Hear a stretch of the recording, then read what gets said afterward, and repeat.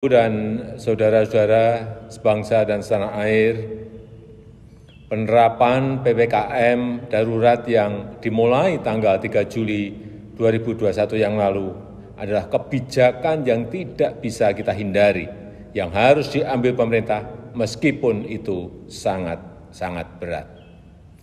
Ini dilakukan untuk menurunkan penularan COVID-19 dan mengurangi kebutuhan masyarakat untuk pengobatan di rumah sakit, sehingga tidak membuat lumpuhnya rumah sakit lantaran overkapasitas pasien COVID-19, serta agar layanan kesehatan untuk pasien dengan penyakit kritis lainnya tidak terganggu dan terancam nyawanya. Namun, alhamdulillah, kita patut bersyukur setelah dilaksanakan PPKM darurat, terlihat dari data penambahan kasus dan kepenuhan bed rumah sakit mengalami penurunan. Kita selalu memantau, memahami dinamika di lapangan, dan juga mendengar suara-suara masyarakat yang terdampak dari PPKM. Karena itu, jika tren kasus terus mengalami penurunan, maka tanggal 26 Juli 2021 pemerintah akan melakukan pembukaan secara bertahap.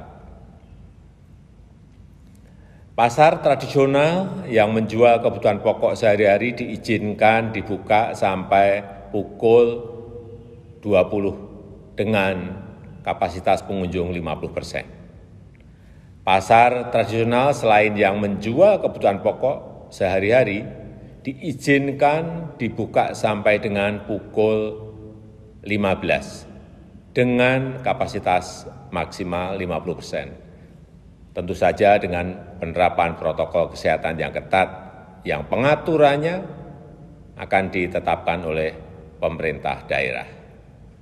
Pedagang kaki lima, toko kelontong, agen atau outlet voucher, pangkas rambut, laundry, pedagang asongan, bengkel kecil, cucian kendaraan, dan usaha kecil lainnya yang sejenis diizinkan buka dengan protokol kesehatan ketat sampai dengan pukul 21 yang pengaturannya teknisnya akan diatur oleh pemerintah daerah. Warung makan, pedagang kaki lima, lapak jajanan, dan sejenisnya yang memiliki tempat usaha di ruang terbuka diizinkan buka dengan protokol kesehatan dengan ketat sampai pukul 21 dan maksimum waktu makan untuk setiap pengunjung 30 menit.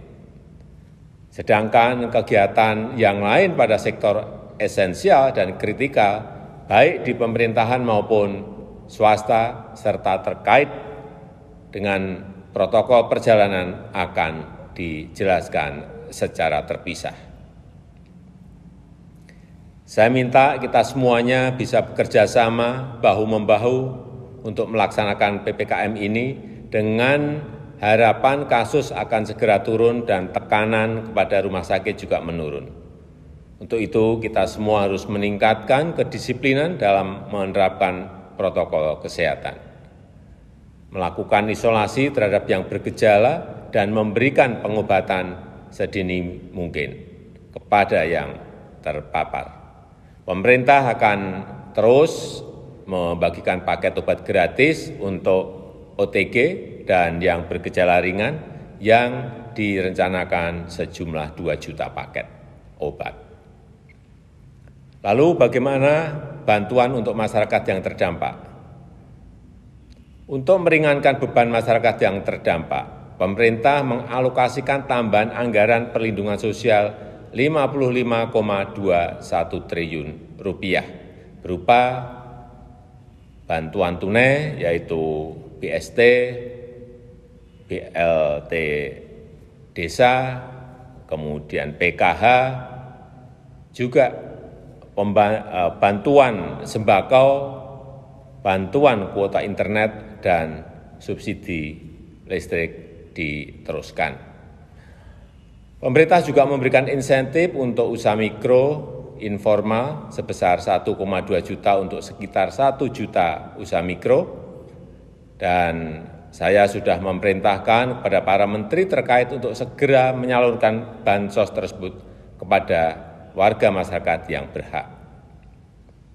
Saya mengajak seluruh lapisan masyarakat, seluruh komponen bangsa untuk bersatu melawan COVID-19 ini. Memang ini situasi yang sangat berat, tetapi dengan usaha keras kita bersama, insya Allah kita bisa segera terbebas dari COVID-19. Dan kegiatan sosial, kegiatan ekonomi masyarakat bisa kembali normal. Terima kasih.